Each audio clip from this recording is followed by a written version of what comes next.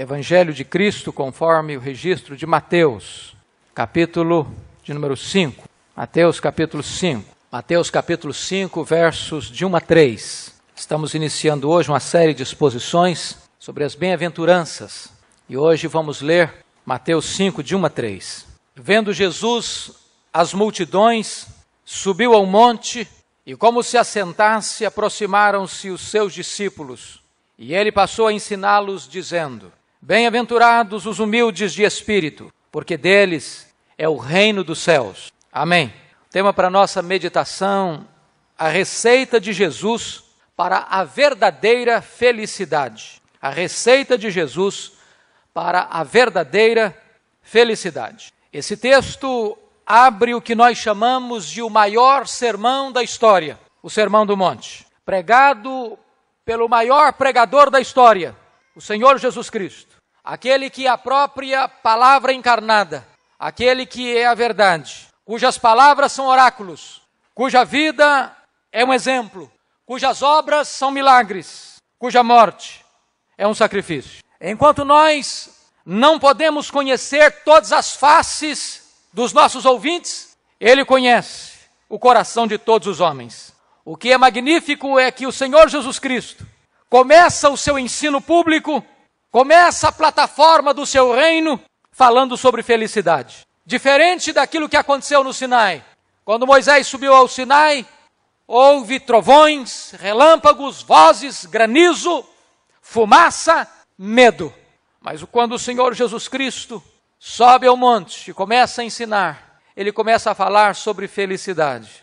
Isso é sintomático, porque o cristianismo é a religião do prazer e da felicidade. Isso pode parecer chocante, pode parecer estranho, mas eu vou lhes dizer que o homem é um ser obcecado pelo prazer. O ser humano é ávido pela felicidade. Por essa razão, a filosofia do hedonismo, que preconiza que o prazer é o fim último do ser humano, está tão em voga nestes dias. A grande questão que deveríamos discutir é onde está esse prazer.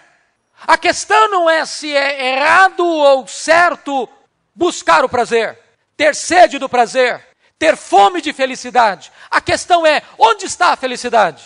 Nas coisas externas? No dinheiro? No sucesso? No conhecimento? No sexo? Na diversão? Nas viagens psicodélicas? Onde está o prazer? Onde está a felicidade? O rei Salomão começou a procurar a felicidade na vida dele. E ele registra isso em Eclesiastes capítulo 2, dizendo que ele buscou a felicidade em 4 coisas. Primeiro, na bebida. Pensou que a felicidade estava no fundo de uma garrafa e não encontrou a felicidade lá. Depois ele procurou a felicidade na riqueza. Granjeou muitas fortunas e disse que a riqueza é como bolha de sabão, é vaidade. Depois ele procurou a felicidade na aventura amorosa e não encontrou a felicidade no sexo. Finalmente ele procura a felicidade na fama, no sucesso, e não encontrou a felicidade no sucesso. Dr. John Piper disse que a felicidade não é a questão que deveríamos questionar. A grande questão que você e eu deveríamos questionar é: o homem está se contentando com um prazer muito pequeno, um prazer terreno, um prazer efêmero, passageiro. Ele disse o seguinte, e a Bíblia confirma isso, que Deus nos criou para a felicidade. Deus nos criou para o prazer. O grande projeto de Deus é que você seja feliz. Daí os teólogos de Westminster terem captado esta gloriosa compreensão, dizendo que o fim principal do homem é glorificar a Deus e gozá-lo para sempre. A grande questão é que o homem está se satisfazendo ou tentando se satisfazer com um prazer extremamente limitado e raso. Quando Deus criou o homem para o maior dos prazeres, para a maior das felicidades, que é conhecer a Deus, é ter intimidade com Deus, é desfrutar da bênção, da presença, da amizade, do companheirismo e da intimidade com Deus. Agostinho de Hipona talvez lapidou isso na frase mais famosa dos seus escritos, registrado no seu livro Confissões: Senhor, Tu nos criaste para Ti, e a nossa alma não encontrará descanso até se repousar em Ti. A felicidade está em Deus. E por isso eu chamo você nesta noite a olhar comigo esse texto, esta primeira bem-aventurança. E a primeira verdade que quero destacar é que a verdadeira felicidade é um grande paradoxo aos olhos do mundo. Um grande paradoxo. Por quê? Porque a verdadeira felicidade é abraçar o que o mundo repudia e repudiar o que o mundo aplaude. Olha como é chocante a palavra de Jesus. Bem-aventurados, felizes, muito felizes, são os pobres, são os que choram, são os mansos, são os misericordiosos, são os limpos de coração, são os pacificadores, são os perseguidos. Ora, esse conceito está na contramão de tudo aquilo que o mundo entende que é uma coisa bem-aventurada. O mundo não aceita isso, não aplaude isso, não vê isso como um bem. O mundo diz, bem-aventurados os ricos. O mundo diz, bem-aventurado aquele que passa como trator por cima do outro e não que é manso. Bem-aventurado é aquele que é insensível e não o que chora. Bem-aventurado é aquele que faz a sua vontade, ainda que os outros fiquem feridos, e não o pacificador. Esse é o conceito do mundo. O conceito do mundo é bem-aventurado aquele que bebe todas as taças dos prazeres, e não aquele que é puro de coração. Bem-aventurado para o mundo é aquele que procura levar vantagem em tudo, e não aquele que é perseguido. O reino de Deus é um reino de ponta cabeça. A pirâmide está invertida. Jesus diz que aquele que ganha a vida é aquele que perde a vida. E aquele que perde a vida é aquele que ganha a vida. No reino de Deus, bem-aventurado é o humilde. No reino de Deus, é o humilde que é exaltado. É um paradoxo. É um paradoxo. Segunda coisa, a verdadeira felicidade não está nas coisas externas, mas nas realidades internas. Jesus não está dizendo aqui, bem-aventurados os ricos. Essa felicidade não está centrada em coisas externas. Sabe por quê? Porque coisas externas não podem preencher todos os anseios da sua alma. O mundo diz, bem-aventurado é aquele que tem o dom de Midas, que toca as coisas e elas viram ouro. Mas ainda que você pudesse tocar o mundo e transformar em ouro, e todo esse ouro fosse seu, esse ouro todo ainda não satisfaria a sua alma, porque Deus colocou a eternidade no seu coração. A verdadeira felicidade está centrada não na posse das bênçãos, preste atenção nisso, mas na fruição do abençoador e das bênçãos. Você já parou para perceber que muitas pessoas têm as coisas, mas não se alegra nelas, ainda que elas sejam dádivas de Deus? A pessoa mora numa boa casa e está insatisfeita. Ela compra uma bonita roupa, mas ela não está satisfeita. Ela anda num bom carro, mas ela não está satisfeita. Ela tem posse, mas não tem fruição da bênção. A verdadeira felicidade não é apenas você se alegrar na dádiva, é alegrar-se no doador.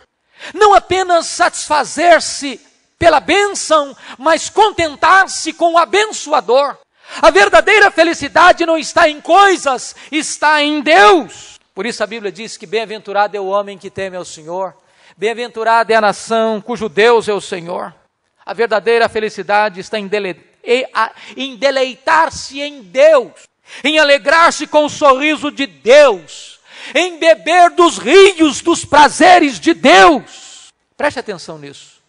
As pessoas mais felizes da terra não são aquelas que mais têm, são aquelas que mais conhecem a Deus, que mais usufruem a Deus, que mais têm intimidade com Deus, que mais se encantam com Deus, que mais conhecem as variantes benditas dos atributos de Deus. Quando diz que Deus é sol, que Deus é escudo, que Deus é herança, que Deus é fonte, que Deus é rocha, que Deus é alegria, que Deus é esperança, e abraça esta riqueza insondável da riqueza que temos no próprio Deus.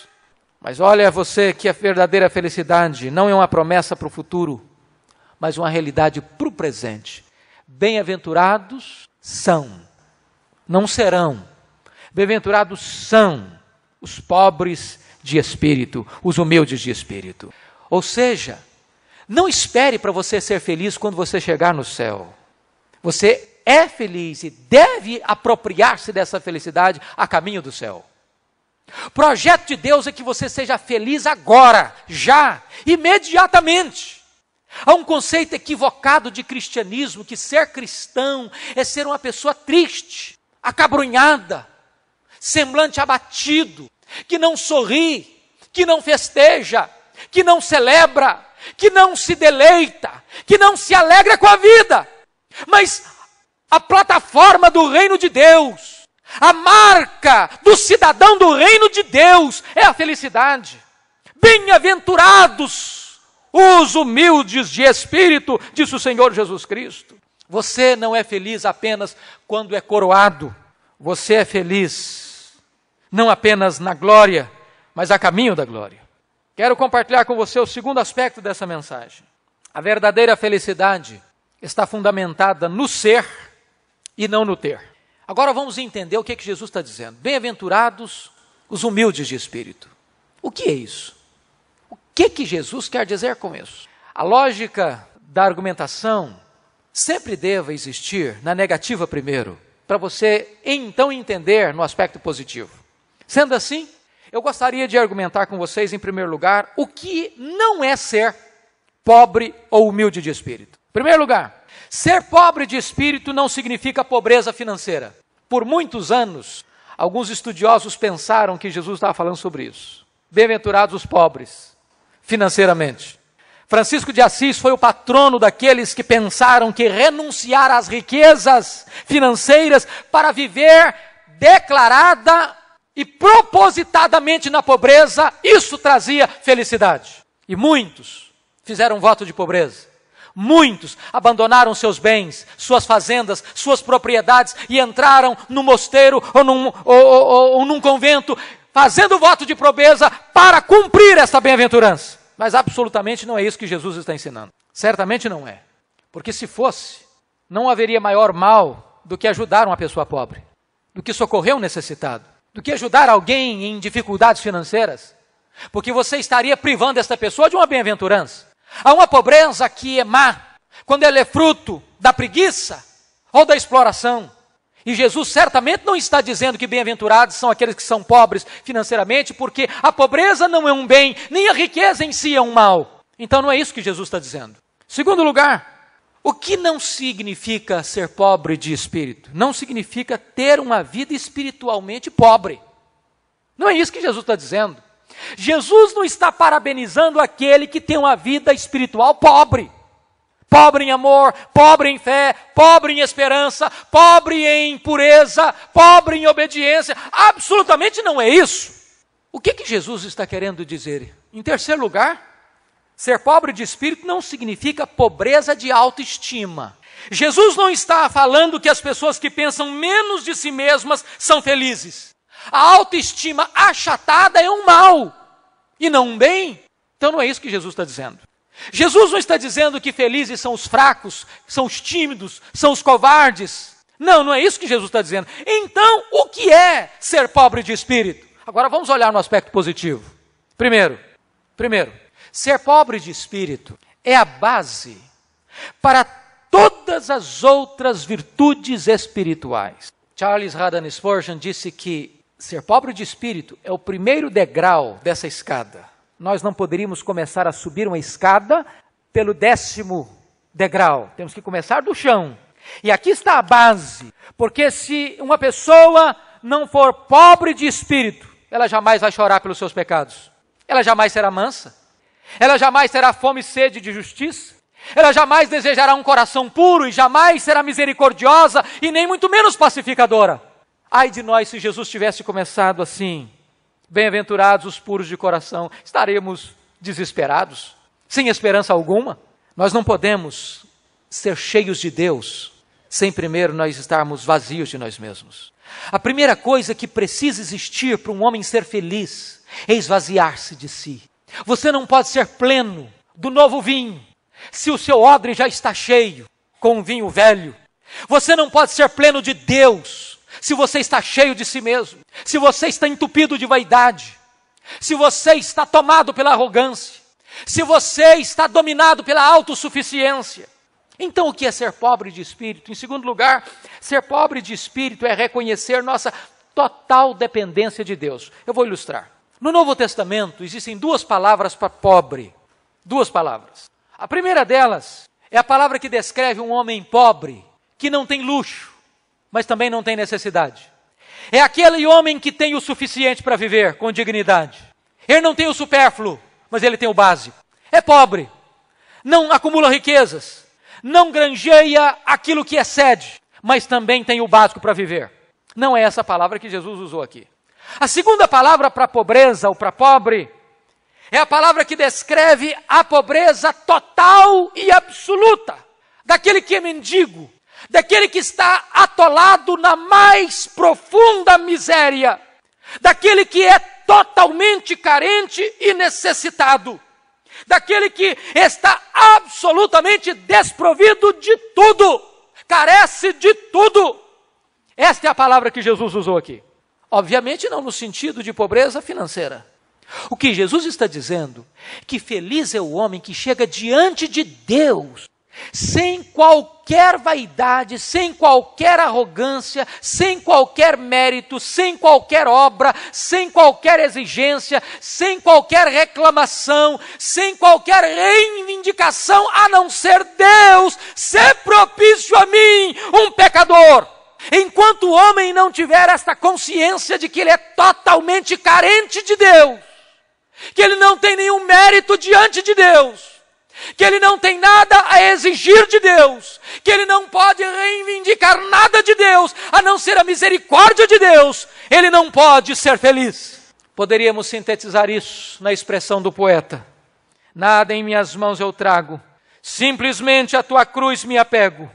Nu espero que me vistas, desamparado aguardo a tua graça, mal à tua fonte eu corro, salva-me, Salvador, ou morro. Você ser pobre de espírito é a expressão do publicano, que bate no peito e não tem coragem de levantar os olhos, dizendo: ser propício a mim, pecador. É a palavra de Isaías: ai de mim, estou perdido, sou homem de lábios impuros, habito no meio de um povo de impuros lábios. É a palavra de Pedro: Senhor, afasta-te de mim, porque eu sou um pecador. É a palavra do apóstolo Paulo: miserável homem que eu sou, quem me livrará do corpo desta morte? Ser pobre de espírito é expor as suas próprias feridas ao óleo terapêutico do divino médico. A não ser que você seja pobre de espírito, você jamais perceberá o sabor do pão do céu. Você jamais valorizará a graça de Deus. Você jamais desejará beber da fonte de Deus. Agora eu quero lhe perguntar: por que devemos ser pobres de espírito? Por quê?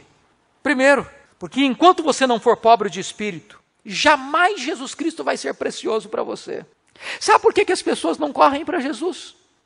Sabe por que elas não se entregam a Jesus? Sabe por que elas delatam e postergam a sua entrega a Jesus? Sabem por quê?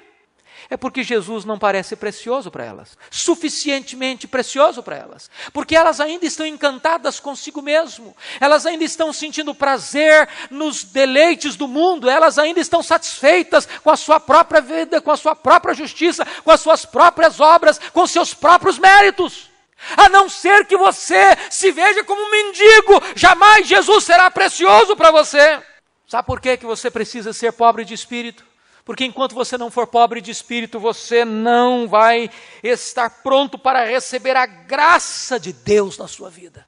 Enquanto você estiver confiado nos seus méritos, nas suas virtudes, nos seus predicados, na sua tradição religiosa, na sua educação, nos seus títulos, nos seus diplomas, no seu conhecimento, na sua cultura, na sua família, na sua história, nos seus predicados, você jamais estará pronto a buscar a graça de Deus na sua vida. Sabe por que você precisa ser pobre de espírito? Porque se você não for pobre de espírito, você não pode ir para o céu.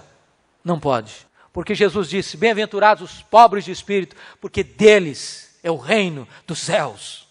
Ninguém entra no céu a não ser que seja pobre de espírito.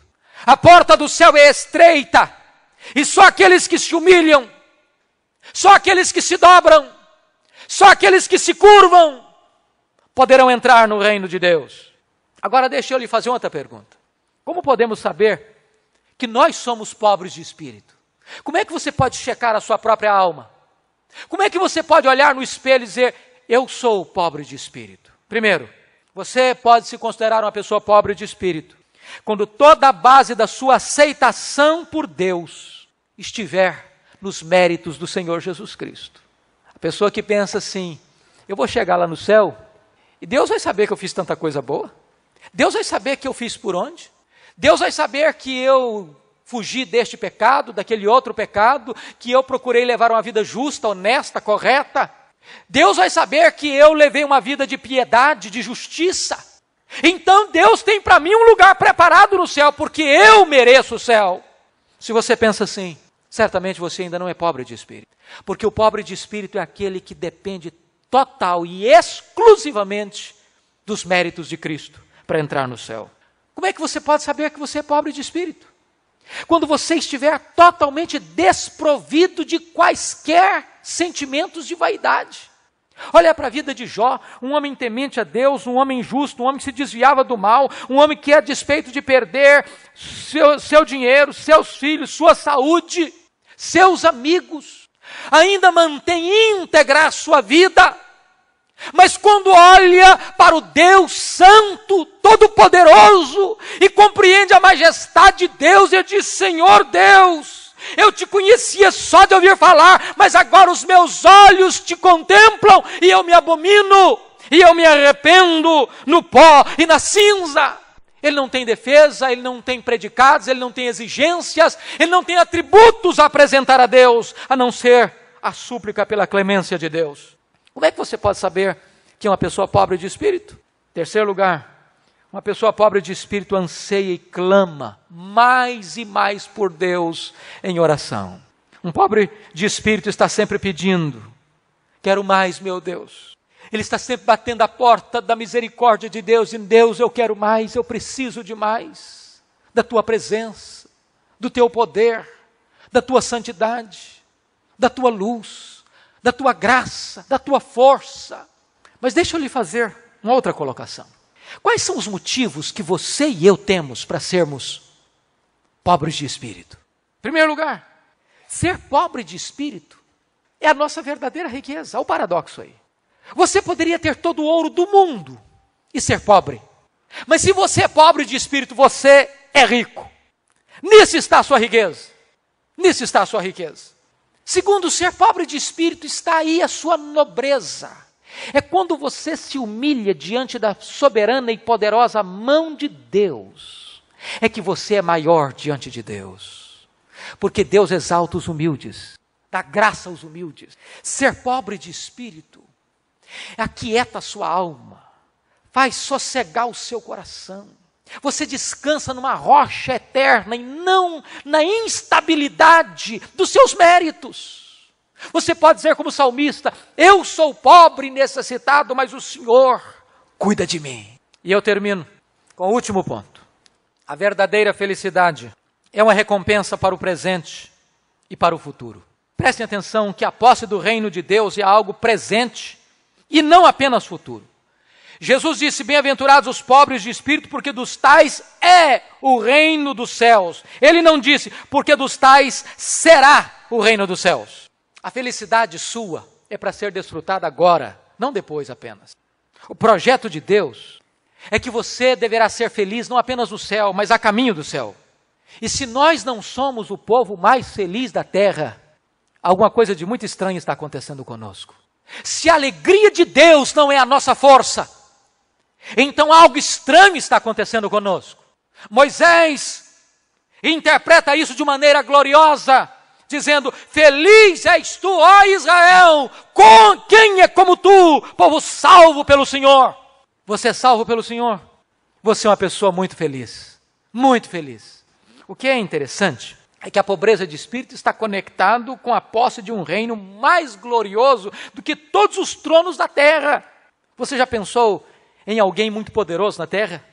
Que tem muitas posses, ou que tem muito poder? Pois bem, se você é pobre de espírito, a sua riqueza é maior do que a desses poderosos. Bem-aventurados os pobres de espírito, porque dos tais é o reino dos céus. E essa palavra bem-aventurado é uma palavra magnífica. no grego significa felicidade, feliz. Mas a palavra está não numa declaração, mas numa exclamação, muito feliz. Oh, quão feliz! É a expressão que aparece no original. É uma alegria que não depende da hora, do momento, da circunstância. É a alegria que o Senhor Jesus Cristo disse, a vossa alegria ninguém poderá tirar. Ela está presente na hora da alegria, da festa, mas também do choro, da lágrima, do luto, da doença e da morte. Esta é a alegria do cidadão do reino de Deus. Olha para o mundo, olha para o ímpio. Ele festeja, ele celebra, ele canta, ele ri. Mas na hora que chega o problema, e na hora que chega a doença, e na hora que os bens escapam de suas mãos, e na hora que o seu corpo tomba numa cama de hospital, e na hora do luto, e na hora de atravessar sozinho o vale e o val da morte, como ele encara isso? A sua alegria não tem consistência, ela evapora. E ele é inundado por uma tristeza e por um desespero. Mas a alegria do Filho de Deus, ninguém poderá tirar. Mas vejam você, finalmente, que a nossa felicidade será completa quando tomarmos posse definitiva do reino no futuro. Que coisa boa! E nós já somos felizes agora, mas vamos ser mais felizes ainda, porque temos uma promessa de um reino, o reino dos céus. A promessa do reino, a promessa do trono, a promessa de vestes, a promessa de um cetro, a promessa de um reinado.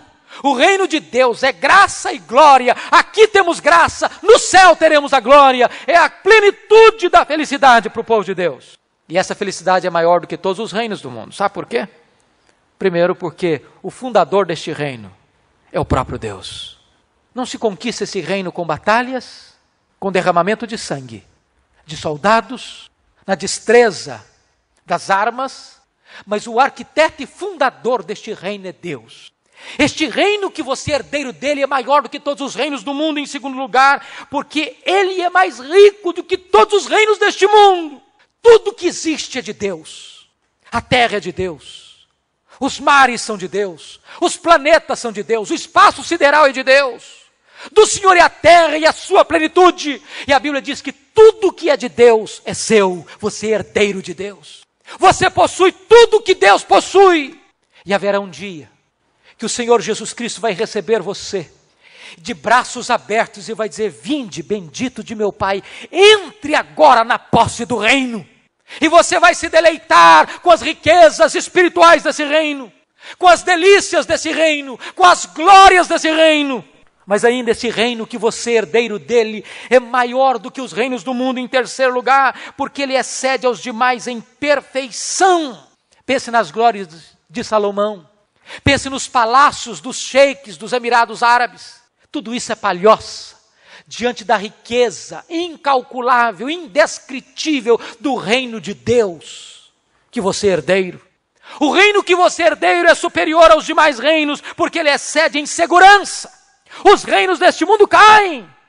Os grandes já caíram. Onde está o Egito? Onde está a Síria? Onde está a Babilônia? Onde está o Império Medo-Persa? Onde está o Império Grego? Onde está o Império Romano? Onde estão os grandes impérios do mundo? Caíram! Mas o reino de Deus jamais cairá. Ele vai durar e permanecer para sempre, e você é herdeiro deste reino eterno. Por isso eu termino perguntando: você tem andado de modo digno de um cidadão desse reino? Você tem vivido de modo compatível com aqueles que vão, como aqueles que vão se assentar em tronos? O seu coração já está vazio de toda a vaidade, para que você possa ser cheio completamente de Deus, ser tomado de toda a plenitude de Deus. Quando Jesus pregou esta mensagem, não foram os fariseus que abraçaram-na. Eles tinham muitas virtudes, estavam encantados com as suas próprias obras. Quem abraçou essa mensagem não foram os zelotes que queriam implantar o reino na base da espada e da força. Quem entrou primeiro pelas portas desse reino foram os publicanos, as prostitutas, os pecadores, porque não tinham nada para oferecer. Chegaram carentes, quebrados, vazios, arrependidos, suplicando misericórdia. Bem-aventurados os humildes de espírito, porque dos tais é o reino dos céus. Curva sua fronte, por favor. Se você já entrou pelas portas deste reino, e esta porta é Jesus, alegre-se. Você é uma pessoa muito feliz, bem-aventurada. Mas talvez alguém aqui hoje ainda não entrou por esta porta. Talvez, como Jesus disse, tem alguém aqui hoje perto do reino, na porta do reino, mas ainda não entrou no reino. Esta pode ser uma noite de salvação para a sua vida. Mas enquanto você não abdicar dos seus predicados, da sua autoconfiança, de seus pretensos méritos, você não poderá entrar por esta porta. Mas hoje, esta porta está aberta. E o Senhor desse reino convida você. Ele espera por você. Ele quer acolher você. Se você deseja, você pode entrar. Porque Ele diz que todo aquele que vem a Ele, Ele não vai lançar fora. Deus, nós te pedimos em nome de Jesus, que o Teu Espírito agora aplique esta mensagem no coração de cada pessoa que está neste santuário. A nós, só nos cabe apresentar a Tua palavra, Senhor. Mas a aplicação dela, só o Teu Espírito pode fazer. Esta é uma obra soberana do Teu Espírito, Pai. E nós te pedimos, Espírito Santo de Deus, manifesta-te salvadoramente a corações aqui nesta noite, dando-lhes o verdadeiro arrependimento para a vida, dando-lhes a fé salvadora, para que eles possam olhar para Jesus e ver nele o médico para a sua enfermidade, ver nele o caminho para os seus passos errantes, ver nele a água para saciar a sede, o pão que mitiga a fome, o Redentor para alguém que está arruinado. Meu Deus, salva vidas aqui hoje, para a alegria dos céus e a alegria da nossa alma. Manifesta-te a nós com teu braço forte e poderoso. É a nossa súplica, a nossa oração em nome de Jesus. Amém.